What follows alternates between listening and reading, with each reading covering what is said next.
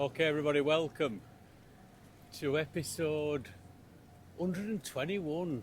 121 for crying out loud. All these podcasts that are out there now, I think a lot of them fail after about 5 episodes. There's less than 3% that get to 100, and now here we are, 121. I don't know whether to apologise to you or congratulate myself. But I'm doing this a day early. It's Wednesday, 1st of November. We have got 1 month left of autumn before that biatch called winter arrives. And although I was moaning a few episodes back about summer finishing and autumn beginning, you join me on a wonderfully sunny day, and it's behind me. So this YouTube video has probably got me in shadow. But yeah, it's cooling off a bit, but it's right as rain. So today, Wednesday, 1st of November, I want to talk about the absolute pandemic that is gripping Japan at the moment. But not really. But it seems to be for Japan. We are getting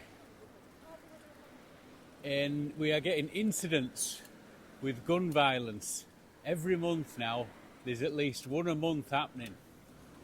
Now, if you remember, a year or two ago, the ex-Prime Minister Shinzo Abe were shot twice in the back by a fella that had made his gun in his basement in his mum's house, and he got so close to the ex-Prime Minister that he was able to get two off in his back and he killed him.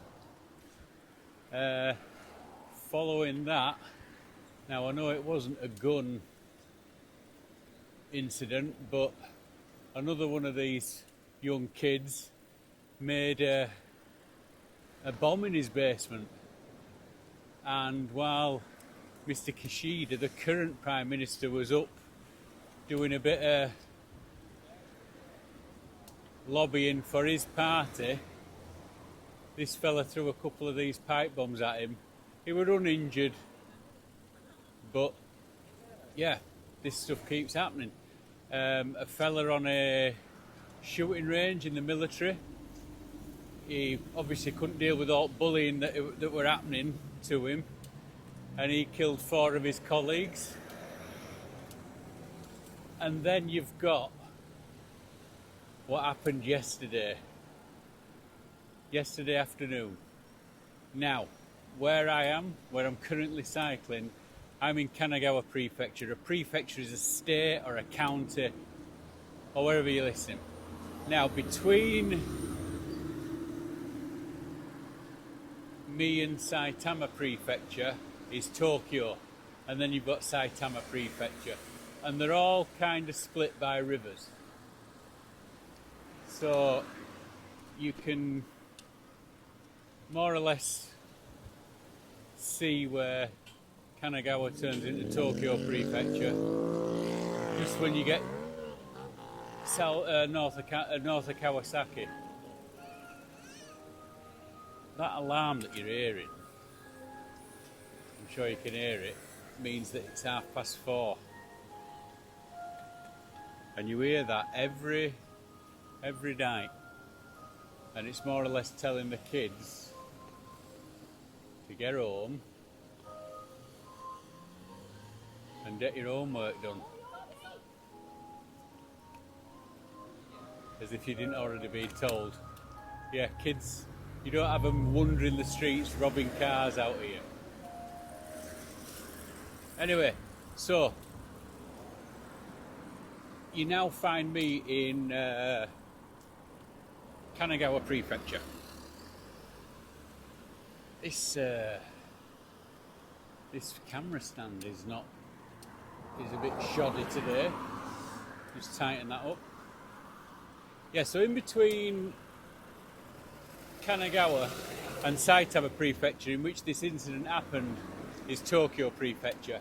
And you get north of Kawasaki, you go over the river, you're into Tokyo. You go through Tokyo, you go over another river, I think it's the Sumida, and you are in Saitama Prefecture. Now, this incident yesterday happened to be in Saitama Prefecture. You can see Tokyo from this place because it were right in the south of Saitama, just over the river. And it's just another incident of a fella letting off a couple of rounds. Now what's happened is this bloke has gone to the hospital and he's seen his doctor. Now, because this story's pretty new and they don't really speculate much in the Japanese media until they've got all the story, we don't know what he's gone to the hospital for. But what's happened is, in the hospital, he's pulled out his gun and he's shot the doctor. Now, I don't know if it's the doctor that were tending to him, but he's pulled out the gun, he's shot the doctor, and on his way out, he's shot this old fella. And then he's jumped on his moped and he's made a break for the border, shall we say. Now, he's only got about a couple of mile away. He's only ended up a couple of mile away, and then he's barricaded himself into a post office. He's got a couple of women hostage with him and the post office workers. The police have come, the negotiators have come, and he's been in there a few hours. Now, the thing about this story is, the fella that has taken these hostages, the fella that shot the doctor and shot another patient in the hospital a couple of hours previous, has been in his fucking 80s.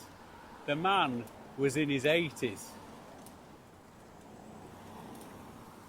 And to be able to hold off the police, the negotiators, other hospital workers, and be in your 80s, to me says just how polite this place is, and just how there is no way anybody is going to stop you doing that sort of shit, even if you're in your 80s. I know for a fact, if this had have happened in England, some fella playing up in his 80s with a gun, somebody would have put their fist through his face, straight through his face, and he would have been stopped as quick as it all started. If it had been in America, this old fucker would have been like Swiss cheese within seconds. But because you're in Japan, I think they've just sort of gone, let him do what he's doing. Let him do what he's doing, and it'll all blow over. Anyway, he's got to the post office, taken his hostages, stayed in there for a couple of hours, and then eventually he's let these women go and given himself up. Now, I posted a episode, I think maybe 6 or 7 weeks ago, The Power of the Pensioner. Now, some of these fuckers do not give a fuck about their personal safety. Now, when that fella were throwing the pipe bombs at the current Prime Minister, you see the people in the crowd, and they were all well into the 60s, up there, 70s, 80s.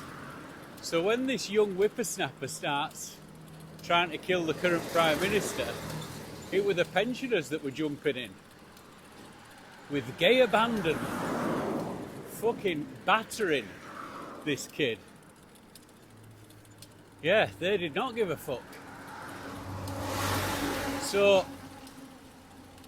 if you come in here and you are going to start something, you've got to watch out for these greyheads. Having lived in so many countries around the world, I've never seen old people as fit and as healthy as they are here.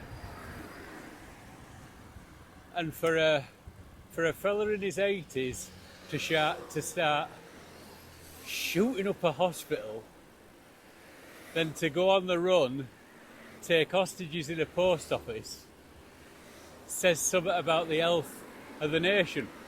Now, there are so many. The old population is getting old. The population age is shifting from middle age to old. People between 60 and 80 are starting to make up the majority of Japan now. So it's the old ones. So it goes without saying that some of these crimes, some of these young people's crimes, are going to be starting to be committed by old people, which is going to make fantastic episodes in the future. Old people robbing banks, old people taking hostages, old people doing stupid young people shit. Now, the Japanese media will not speculate, so here's my 2 cents. I think he's gone into hospital and he's been given this diagnosis that gives him a year tops. And he's thought, fuck that. I might be in my 80s, but I want a young man's death. I want to live to a ripe old age, but I don't want to be ending up in a nursing home getting fed by some Filipino and having to drop a 30,000 yen every month for an hand job. I don't want that. I want to die a young person's death. You know, about 86, 87, I'll go on safari in Kenya. A tiger comes at the family and I throw myself in front of the tiger and the tiger eats me. What a way to go that'd be. Something like that. Now I think this fella has gone, well, I'm not going to be going through chemotherapy. I can't be arsed with that shit. I'm just going to get worse and worse and worse. I know. I'll go get my gun, or I think about taking his gun with him, knowing in the back of his mind what's coming. I'll shoot up the place. I'll take a few hostages. The police will come, and then they'll blow me away. I do think that's what's happened. Now, Japanese police officers are not as trigger happy as our American cousins. So there'd have been a lot of talking and a lot of to and froing before he's given himself up. Now I think he would have had to go running out of the post office, all guns blazing, for him to put a few in him. Now if you're in your 80s, you're not running out of fucking anywhere quickly. So I think the police officers would have been thinking twice. Now, he's given himself up. I have no idea if this 80-year-old is going to be treated like a normal member of society, or they're going to treat him with kid gloves because he's so old. We'll have to wait and see. We'll have to wait and see. But, like I said before, it's just another incident that have become more and more common here in Japan. These gun incidents. Now, you're only allowed a gun in Japan for hunting. You've got to go through so many mental health checks before they give you it. You've got to go on a course so you can prove that you can shoot a gun. You have got to have a safe in your house where the gun is locked up, because the gun is not for protecting your house, it's for hunting. Nobody really is coming into your house. There's no real house invasions here in Japan. So you don't need it to protect yourself like you do in America. You've got to lock it up in a safe. The police will do spot checks, check your ammunition. If you don't have the necessary bullets, they will be asking you where it's from. So it is so strict. So I've no idea how this old fella has got his hands on that, unless he's had guns for quite a while. But I'm sure that'll all come out in wash. But like I say, I think we're going to get more and more of these stories, these grey crimes, coming up as the population ages. And get through this. But once I get home tonight, because it's one of them rare days, it's a Wednesday, one of them rare days where I don't have any work tonight, I'm going to put on telly and I'm going to find out everything about this story. Now, following on from last week's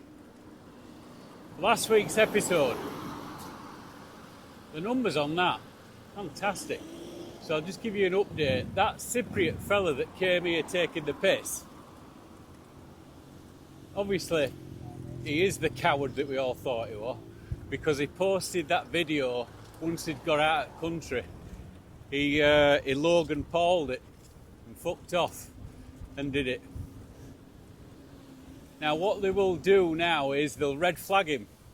So if he ever comes back here, there'll be a hefty fine waiting for him. And I think they will make an example of this foreigner. Now, because the population is aging so much and there's not going to be people here to do the jobs that Japanese people do, plus the internet, so you don't have to go into these big companies and work for 40 years for the same company. They are now starting to relax the immigration laws. So more foreigners are going to be coming in. And this has got Japan shitting themselves, especially with what you see these YouTubers doing, coming in and taking the piss. But I have been on and off. I've been living in Japan now for 18 years, on and off. Not once in those 18 years have I heard of or seen a foreigner waving a gun about and shooting people. So I suppose that's one less thing that they've got to worry about. I'm sure there's been foreigners running around knifing people. I'm sure that's happened. But for the guns, there's been no gun crime with foreigners in this country. It's all Japanese people. So what I would say to Japan is maybe turn that mirror on yourselves a bit and have a look at you, take a long-lasting look at yourself when it comes to these guns. Now, even the amount of Americans' bases that they are dotted around here in Japan, I can't think of a time where an American has gone fucking tits up and shot up a Japanese bar or a Japanese shopping mall. I can't think of that happening here. I don't think it has. I'm sure if I went and checked online I'd find something, but I can't remember that happening. And when you see in America somebody shoots up a shopping mall, that's just a Tuesday afternoon. Happens all the time. But the Americans kind of behave themselves here when it comes to that gun shit. And to say that if the American military fellas do out wrong here, instead of facing up to the Japanese justice system, old Uncle Sam whisks them away back to America, far beyond the reach of the Japanese judicial system. So yeah, I don't expect that to be starting up soon, anytime soon round here. I'm just going to stop there. I'll just put my camera up and you'll just be able to see the silhouette of Mount Fuji, right there in distance. Sunset happened about 5 minutes ago. Yeah, we heard that 4:30 alarm clock, so it's not even 5 o'clock yet and the sun's going down. That's what happens when you live so close to the equator. So, episode 121, shooting up the shit on the Just Passing Through podcast.